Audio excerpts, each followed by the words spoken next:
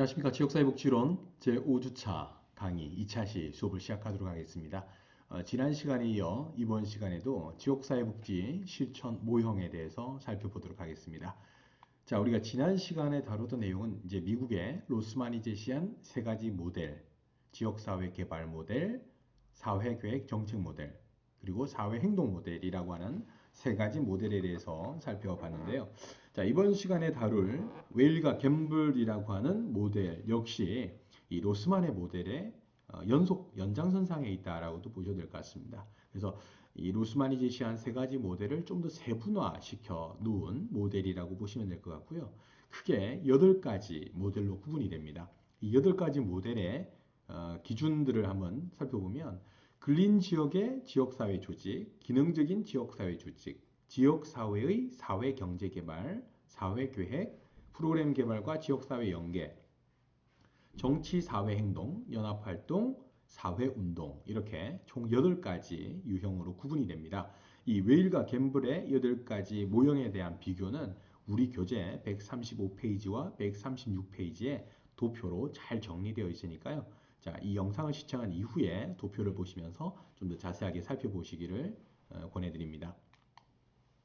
자, 먼저 근린지역의 지역사회 조직이 되겠습니다. 이건 제목에서도 아시겠지만 이 웨일과 gem블이 제시한 8가지 유형은 이후에 너무 세분화되어져서 그 각각의 어떤 중첩되는 부분들이 많다라고 하는 지적을 받게 되면서 웨일이 다시 4가지 영역으로 기능 중심으로 재편을 하게 됩니다. 여기에는 조직화라고 하는 오거나이징이 있고요. 또 하나는 이제 그 계획을 수립하는 플래닝이라고 하는 것이 있고 또 사회 변화라고 하는 그 소셜 체인지라고 하는 게 있고 개발이라고 하는 게 사회 개발이라고 하는 이 크게 8가지 모델을 4가지 기능 중심으로 이제 바꾸게 됩니다. 그 중에 조직화와 관련되어져 있는 기능에 포함되어져 있는 유형이라고 하면 되겠습니다. 그래서 근린 지역의 지역사회 조직의 실천의 초점이라고 하는 것은 뭐냐면 얼마만큼 그 지역의 어떤 접근성이 좋으냐라고 하는 것이 기본이 될 것이고 그 지역사회에서 해결하고자 하는 현안 문제 이것이 사회복지 실천, 지역사회복지 실천의 초점이다라고 보시면 될 것 같고요. 중요한 것은 이제 주민들을 조직화해서 지역의 현안 문제들을 해결해 나가는 것 이것이 이 모델이 갖는 기본적인 특징이다라고 보시면 될 것 같고 그렇기 때문에 사회복지사는 어떤 역할을 했느냐 실천가로서의 역할 중에서 조직가나 교사나 혹은 감독자라든지 촉진자로서의 역할을 수행하게 된다라는 겁니다. 자, 두 번째 기능적인 지역사회 조직 역시 조직화의 기능을 수행하는 모델 중 하나입니다. 그래서 기본적으로는 지리적인 의미보다는 기능적인 의미의 지역사회 기능이 훨씬 더 강조되고 있는 모델이 바로 이 모델입니다. 그래서 자, 지리적인 근접성, 접근성보다는 특정 집단의 권익을 추구하는 일종의 그 집단 내의 상호작용을 더 강조하는 기능적인 특징들을 더 강조하고 있다고 보시면 될 것 같고요. 중요한 것은 현안 이슈에 대한 여러 가지 옹호라든지 정책이라든지 이런 사람들의 태도를 바꾸려고 하는 일종의 활동이 중심이 되어져 있고 이때는 조직가라든지 교사라든지 정보를 또 전달해주는 역할들을 사회복지사가 수행하게 된다라고 보시면 되겠습니다. 자, 방금 말씀드렸던 이 2가지 모형이 바로 조직화라고 하는 기능을 수행하는 모형에 해당된다라고 보시면 되겠고요. 자, 지역사회의 사회경제개발이라고 하는 이 모형은 로스만이 제시한 지역사회 개발 모델과 유사한 특징을 갖고 있습니다. 실질적으로 중요한 것은 주민들의 관점을 반영한 계획과 개발을 시작한다라고 하는 사회적인 측면과 경제적인 개발을 해서 낙후된 지역을 개선해 나가겠다라고 하는 의미가 포함되어 있습니다. 그래서 중요한 것들은 지역 주민들의 능력을 강화시키는 것 이런 것들이 굉장히 중요한 역할이고요. 사회복지사는 주로 어떤 역할들을 하느냐 자, 욕구를 조사하는 기술을 하면 사실 사회계획 정책 모델에 대해서 나왔던 부분이지만 협상 기술은 또 어디예요? 로스만이 제시한 사회행동 모델에서도 제시된 내용들도 있습니다. 좀 복합적이긴 하지만 어쨌든 지역사회의 사회경제개발이라고 하는 이 모형은 로스만이 제시한 지역사회 개발 모델의 발전된 모습들이다라고 보시면 되겠습니다. 자, 사회계획이라고 하는 이 모형은 이 로스만이 제시한 사회계획 정책 모형에 이제 해당되는 내용이 되겠습니다. 자, 휴먼 서비스 기관의 연합체나 개별 조직, 지방정부 이런 곳에서 주로 하는 것이 뭐냐면 사회계획인 거죠. 그러니까 뭐 중차대한 중량의 발전 계획을 수립한다든지 사회 경제적인 계획을 수립한다든지 이제 이런 부분들과 연결되겠죠. 그래서 사회복지 서비스라든지 아니면 사회 정책을 개발하거나 확장하거나 조정하는 역할들이라든지 현재 지역에 산재하고 있는 현안 문제를 해결하기 위한 이런 방법들을 도입한다라는 것이 이 사회계획의 기본적인 특징이다라고 보시면 되고, 자, 지역의 현안 문제를 해결하려면 어떻게 할까요? 조사를 해야 되고, 욕구도 사정해야 되고, 평가도 해야 되고, 사업계획서도 작성하고, 또 분석도 하고, 필요한 경우는 다양한 이해관계 집단들과 의사소통하는 기술도 가지고 있어야 되는데, 이런 것들을 두루두루 설명하고 있는 것이 사회계획 모형이다라고 보시면 되겠습니다. 자, 프로그램 개발과 지역사회 연계 역시 한번 보도록 하겠습니다. 자, 여기서도 마찬가지로 지역 주민들의 욕구 충족을 위한 프로그램을 개발을 하게 되는데, 이 프로그램을 개발하는 것이 목적이 아니라 프로그램을 개발한 이후에 지역과 연계하는 것, 이것이 가장 중요한 부분이다라고 하는 것을 강조하고 있습니다. 그래서 관심을 두고 있는 범주는 어디까지냐? 지역사회에 있는 특정 인구 집단을 위한 서비스를 개발하는 데 초점을 두고 있다라고 보시면 되겠습니다. 따라서 사회복지사는 계획가라든지 중개자라든지 촉진자, 관리자, 감독자, 평가자 이런 다양한 어떤 역할들을 수행한다라고 보시면 되겠습니다. 자, 정치, 사회 행동, 연합, 사회 운동. 이제 이렇게 세 가지 유형 같은 경우는 로스만이 제시한 사회 행동 모델과 연결되는 모델이라고 보시면 되겠습니다. 자, 정치, 사회 행동이라고 하는 것은 이거죠. 기회의 불평등, 부당한 결정에 대한 도전, 혹은 지역 주민의 능력에 대한 믿음을 좀 더 향상시키기 위해서 지역에 존재하는 부당한 조건들을 바꿔나가는 이런 것을 목표로 하고 있다라고 보시면 되겠고요. 자, 정책을 위반하는 사람들을 변화시키는 것. 이런 사람들의 행동을 변화시키기 위한 노력들이 이루어진다고 보시면 되고, 따라서 교육자나 조직가 혹은 연구자 이런 역할들을 수행한다. 누가? 사회복지 실천을 하는 사회복지사의 역할이라는 거죠. 자, 연합이라고 하는 것은 뭘까요? 연합이라고 하는 것은 자, 그냥 단순히 기관과 기관들이 서로 힘을 합쳐서 일을 한다라고 해서 연합이라고 하는 것이 아니라 다양한 조직들이 있는데요. 이 조직들 각각에 대한 독립성은 인정을 해줍니다. 근데 이들이 각자 독립성은 인정을 받되 공동의 목표를 수립해 놓고 이것을 이루기 위해서 전체를 하나의 연합체로 만드는 거죠. 연대 체계를 만든다라고 보시면 될 것 같고요. 자, 다중조직적인 힘의 기반을 만들기 위한 거죠. 여러 사람이 이제 여러 조직들이 결집되어졌을 때 훨씬 강력한 힘을 발휘할 수 있기 때문에 다중조직의 힘을 기반으로 이런 것들이 만들어진다라고 보시면 될 것 같고요. 주로 누구를 대상으로 이런 연합이 필요하냐? 선출직 공무원, 뭐 시장이나 군수라든지 시의원, 뭐 이런 사람들, 실질적으로 정책을 결정하거나 집행하는데 중대한 역할을 하는 사람들에게 실질적으로 변화를 위한 표적 체계로 삼고 있고, 자금을 지원하는 재단이라든지 정부의 어떤 기관들 이런 사람들이 대표적인 타겟이 된다라고 보시면 될 것 같습니다.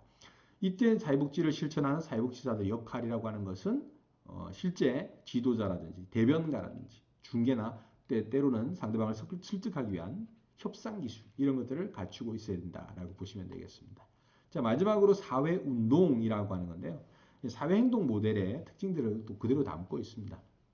사회운동의 대표적인 내용을 보시면 사회 변화를 꾀하기 위한 행동 관련된 운동이다. 뭐 시민권 운동이라든지 예전에 뭐 우리가 했던 민주화 운동이라든지 이런 것들이 대표적인 예가 되겠죠. 그래서 실질적으로 사회적 체계 내에서 거대한 정치적인 어떤 변화라든지 사회적인 변화를 꾀하기 위해서 주로 나타나는 것이 이 사회운동이다라고 보시면 되고, 주로 옹호자, 활동가, 대변가, 그리고 조직에 있는 어떤 구성원들 이런 사람들을 좀 촉진하는 역할들을 수행하게 된다라고 이해를 하시면 되겠습니다.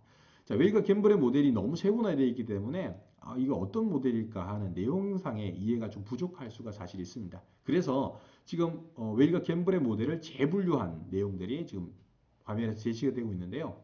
목표라든지 우리가 지금까지 살펴봤던 변화 표적 체계라든지 1차적인 구성원이 누구이고 관심 영역이 어디에 있고 또 사회복지사의 어떤 역할이 무엇인가 이런 것들을 기준으로 해서 총 8가지를 우리가 살펴봤는데요. 최근에는 이런 8가지 유형을 기능 중심으로 재분류했습니다. 그 기능이 화면에 보이는 것처럼 개발이라든지 조직화나 계획이나 사회 변화라고 하는 4가지 기능 중심으로 재분류를 했다. 이렇게 이해를 하시면 되겠습니다.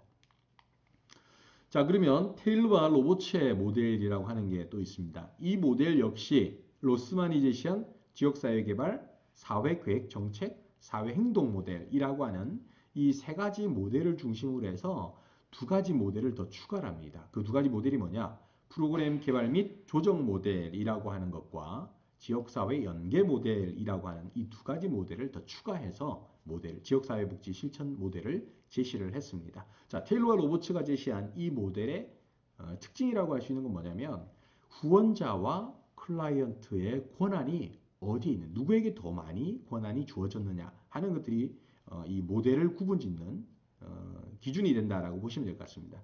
자, 먼저 화면에 보시는 것처럼 이 모델 5가지를 연속선상에 나열을 해놓고 좌측편에는 후원자의 권한이 강한 특징을 갖고 있고 권한에서 말씀드린 겁니다. 두 번째, 우측 정치적 역량 강화 모델이라고 하는 쪽으로 갈수록 클라이언트의 권한이 훨씬 강하다라고 하는 거죠.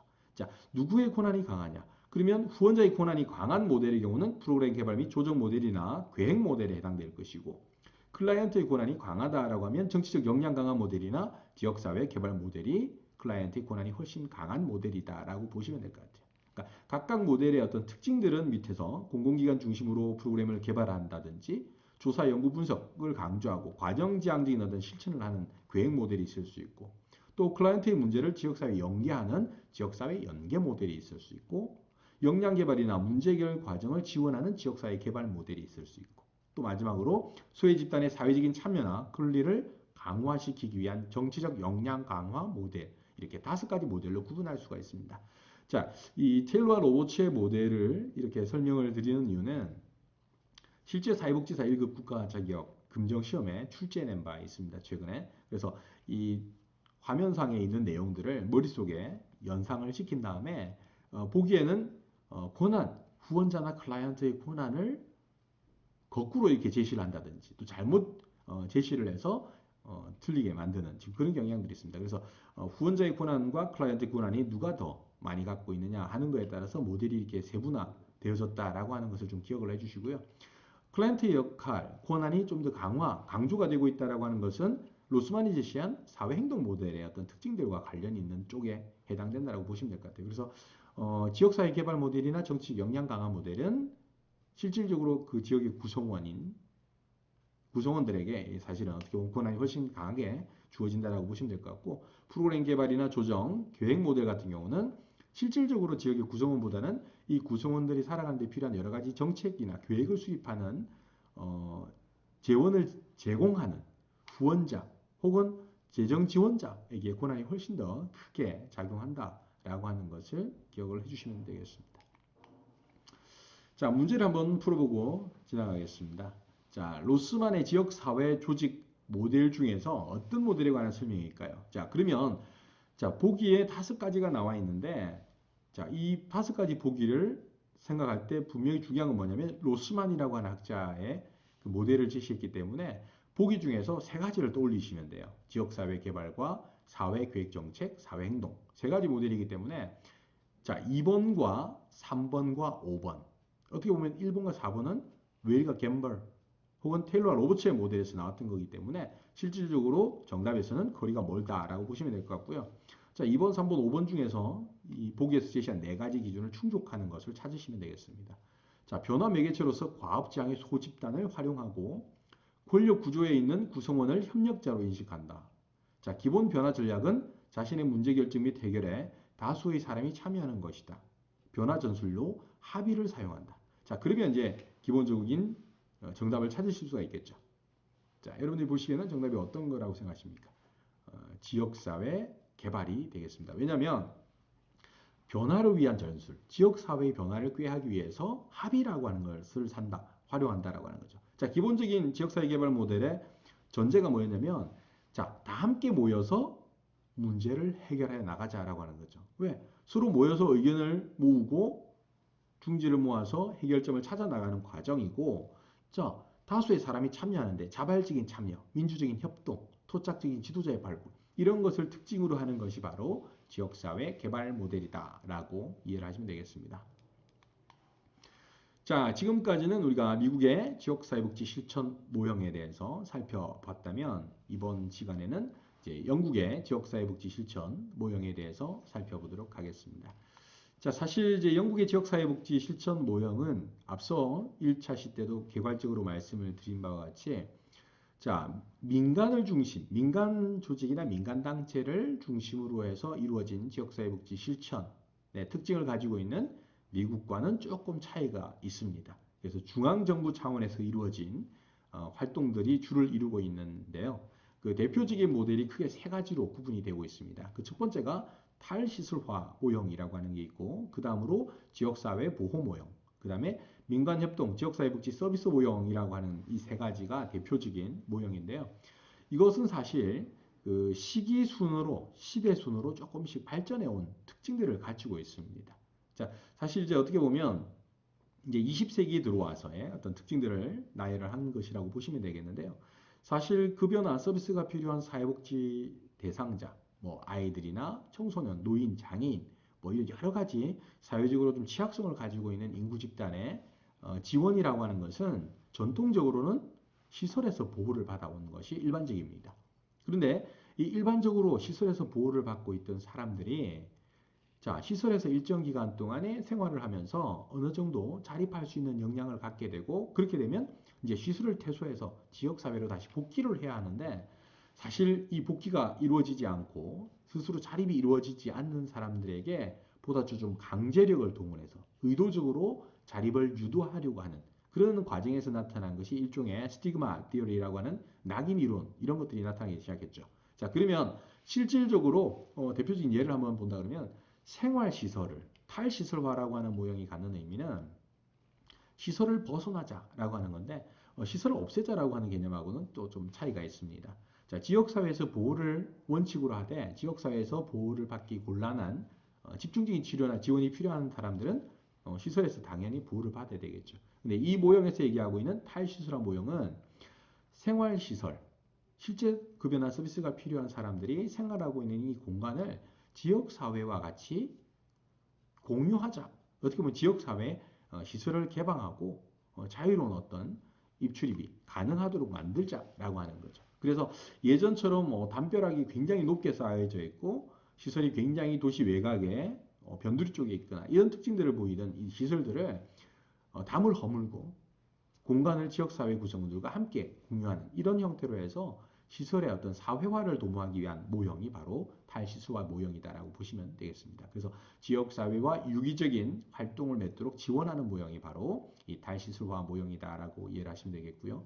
자, 두 번째 지역사회 보호 모형은 이제 보호의 어떤 중심 패러다임이 시설 중심에서 지역사회 중심으로 변화되는 과정에서 나타난 모형이라고 보시면 되겠는데요.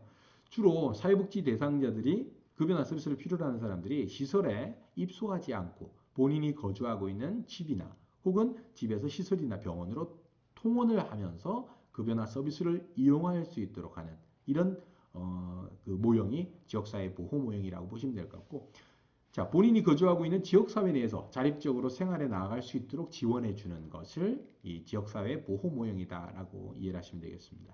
자, 그리고 나서 이제 1960년대 후반, 70년대에 오면서 나온 이제 모형 자체가 민관협동 지역사회복지 서비스 모형이라고 하는 것이 있습니다. 자, 이 모형은 우리가 다음 슬라이드에서도 말씀을 드리겠지만 시범보고서가 제출된 이후에 각 지방자치단체마다 기존에 전통적으로 제공되어졌던 뭐 아동복지를 담당하는 부서, 노인복지를 담당하는 부서, 장애인복지를 담당하는 부서, 뭐 이런 다양한 대상에게 맞는 부서가 별도로 운영되어지던 것을 하나로 통합시킨 거죠. 어떻게 보면 통합적 접근을 하기 위한 한 방법이었다라고 보시면 되는데 이런 지방정부 차원의 사회복지 서비스부 혹은 사회복지 서비스국을 만들어서 보다 통합적인 서비스를 제공하자라고 하는 이런 것들이 논의된 것이 바로 이 모형이다라고 보시면 될 것 같고요. 그래서 민과 관이 서로 협력해서 지역사회복지 서비스를 제공하자라고 하는 모형이 바로 이 모형이다라고 이해를 하시면 되겠습니다. 아마도 이제 여러분들이 그 지역사회복지 실천 모형, 지역사회복지론을 학습을 하시다 보면 이런 보고서의 제목들이 많이 나올 겁니다. 뭐 시본 보고서라든지 하버트 보고서, 바클레이 보고서, 그리피스 보고서 이런 보고서들이 굉장히 많이 나오는데요. 사실 이 보고서의 원래 명칭은 시본 보고서가 아니라 우리 수업 자료에도 있는 것처럼 지방자치제 및 관련 대인 사회 서비스 위원회라고 하는 이 위원회 보고서가 바로 시본 보고서인데요. 이 위원회 위원장을 맡았던 사람이 바로 시봄이라고 하는 시봄경이었습니다. 그래서 이 보고서의 이름을 지방자치제 및 관련된 인사이트 서비스 위원회 보고서 이렇게 하지 않고 축약해서 시범 보고서라고 얘기를 합니다. 그래서 1968년도에 이 보고서가 제출이 되어졌고 이 보고서에 근거해서 지방정부 차원의 사회복지서비스부를 만들었는데 이 부의 최초의 수장을 맡았던 사람이 하버트라고 하는 사람입니다. 그래서 1971년도에 이 하버트라고 하는 사람이 실제 지방정부 차원의 사회복지서비스부를 중심으로 통합적인 급여나 서비스를 제공하고 나서 그 결과를 보고한 보고서가 바로 하버트 보고서다라고 이해를 하시면 되겠습니다. 자, 좀 더 세부적으로 각 모형에 대해서 한번 살펴보면요. 탈시설화라고 하는 모형이 나오게 된 배경을 좀 살펴볼 필요가 있겠습니다. 사실 우리가 잘 알고 있는 것처럼 엘리자베스 빈민법, 엘리자베스 구빈법이라고 하는 것이 1601년에 만들어졌는데 이 당시에는 근로능력이 있는 빈민과 그렇지 못한 빈민으로 구분을 합니다. 그래서 근로능력이 있는 빈민은 어때요? 워크하우스라고 하는 작업장에서 생활을 할 수 있도록 하고 근로능력이 없는 보호가 필요한 이런 사람들은 구빈원에서 보호를 하게 만든 거죠. 자, 그런데 실질적으로 보호할 가치가 있느냐, 보호할 가치가 없느냐, 이제 이런 측면이죠. 사실은 신체가 건강한 사람들은 작업장에서 계속 일을 하기 때문에 구제할 가치가 있고 또 이런 사람 입수와 퇴소를 반복적으로 하면서 자립에 대한 의지가 없는 이런 사람들을 가치 없는 빈민으로 만드는 거죠. 어떻게 보면 이런 사람들이 스스로 자립해 나갈 수 있도록 하기 위해서 구빈원에 생활하는 사람들에 대한 낙인을 부여하기 시작한 거죠. 그래서 낙인 이론이 나온 부분이죠. 그래서 최근에 사회복지 현장에도 나가보면 요즘에는 차량 지원들을 많이 하잖아요. 차량 지원된 차량들 보면 차량에 여러 가지 알록달록한 예쁜 색으로 표기가 된 모금의 차량들도 많이 움직이게 되는데 실질적으로 지역에 있는 아이들이라든지 이 프로그램을 이용하는 사람들이 이런 차량들에 탑승하는 것을 굉장히 꺼려하는 경향들이 있습니다. 이것도 일종의 스티그마라고 하는 낙인 효과가 있기 때문에 이 차를 이용하게 되면 어느 정도 급여나 서비스를 이용하는 어떤 사람이다라고 하는 불편한 시선을 느끼기 때문에 사실 탑승하지 않는 경우들이 많습니다. 그래서 최근에 나오는 이런 차량 지원 사업들을 보면 차량에 이런 여러 가지 색을 입히는 작업들은 많이 지양하고 있는 지금 추세다라고 보시면 되겠습니다. 자, 두 번째 지역사회 보호 모형이라고 하는 것은 누구나 다 우리 대부분의 어르신들께 한번 여쭤보시면 마지막 생의 끝을 어디에서 임종을 맞고 싶은가 하면 병원보다는 아무래도 당신이 거주하고 계시는 자택에서 임종을 맞기를 원하는 이런 어떻게 보면 클라이언트라고 하는 인구 집단의 기본적인 욕구를 반영한 것이다라고 할 수도 있겠지만 이 시설 보호라고 하는 거에 비용적인 부담, 재정적인 부담도 엄청난 거죠. 이제 이런 여러 가지들을 개선하고자 하는 차원에서 여러 논의가 이루어지는 과정에서 정책적으로 탈시설화라고 하는 것, 인간적인 처우가 제대로 이루어지지 않고 인권 유린이라든지 인권에 대한 침해가 많이 제기가 되면서 1920년대 이후부터 탈시설화 정책에 따른 지역사회 보호가 이루어지기 시작했다라고 보시면 될 것 같고요. 영국의 경우는 1918년도에 정신병원에 있는 의료사회복지사를 제가 집에 계시는 정신병자에 대한 지원을 해 나가면서부터 어떻게 보면 지역사회 보호가 이루어졌다라고 이해를 하시면 되겠습니다. 자, 그러면 지역사회 보호와 재가 보호의 차이는 뭐냐? 큰 의미는 지역사회 보호가 큰 의미이고 그 속에 재가 보호라고 하는 것이 있다. 이렇게 보시면 될 것 같아요. 재가 보호는 집에서 보호를 받는다라고 하는 개념이지만 지역사회 보호는 집에서 보호를 받는 것과 더불어서 지역에 있는 장애인이나 노인이나 이런 그 급여 대상자가 실제 지역에 있는 사회복지기관이나 시설 단체에 통원을 하면서 관련된 서비스를 지원을 받을 수 있는 이런 것들까지 다 포함을 하고 있다라고 보면 보다 좀 더 넓은 개념이라고 이해를 하시면 되겠습니다. 자, 생활시설과 중간시설, 이용시설 이렇게 구분을 하고 있는데요. 대개 의식주가 해결되는 공간은 생활시설, 거주시설이라고 하고 우리가 9시에 출근해서 퇴근하는 노인복지관이나 장애인복지관, 지역사회복지관 이런 기관들은 다 이용시설, 통원시설이라고 할 수 있겠습니다. 자, 그러면 중간시설은 뭐냐면 자, 거주시설보다는 지역사회 내에 있으면서 이용시설의 특징을 조금 최소한 이런 특징들을 갖고 있습니다. 그래서 그룹홈이라든지 하는 이런 소규모의 어떤 거주 공간들이 이제는 중간 시설의 어떤 개념으로서 등장하고 있다라고 보시면 되겠고요. 자, 세 번째 민간협동 지역사회복지 서비스 모형이라고 하는 것은 좀 전에 시범보고서에서도 말씀을 드린 것처럼 지자체 내에 사회복지 서비스부를 만들어서 지방정부가 어떤 역할을 해야 되는가, 통합적인 급여나 서비스를 제공해야 된다라고 하는 지자체의 의무를 명시해둔 보고서 내용이라고 보시면 될 것 같고요. 자, 시범 보고서 이후에 하버트 보고서, 그 이후에 바클레이 보고서가 제출이 됩니다. 이 바클레이 보고서에서 제시하는 것은 뭐냐면 그 해당 지역사회의 문제를 해결하기 위해서는 그 지역사회 내에 있는 다양한 인적 자원들을 활용하는 것이 필요하다. 특히 자원봉사자의 적극적인 활용을 좀 강조하고 있다라고 보시면 되겠고요.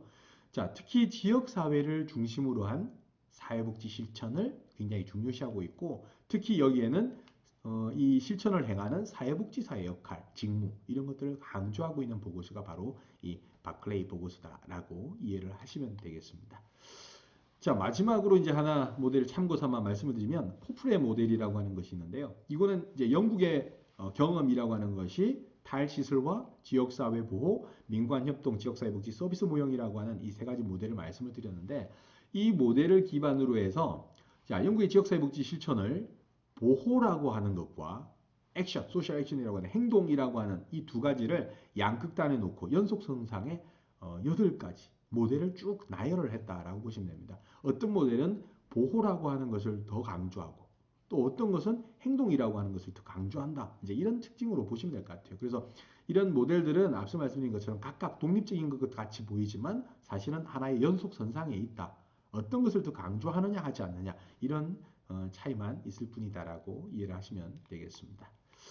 자, 지역사회복지론 제5주차 강의 주제는 지역사회복지 실천 모형이고요. 두 번째 시간에는 나머지 미국의 웨일과 갬벌 그리고 테일러와 로버츠의 모델과 영국의 지역사회복지 실천 모델에 대해서 살펴봤습니다. 이 교시를 모두 마치겠습니다. 고맙습니다.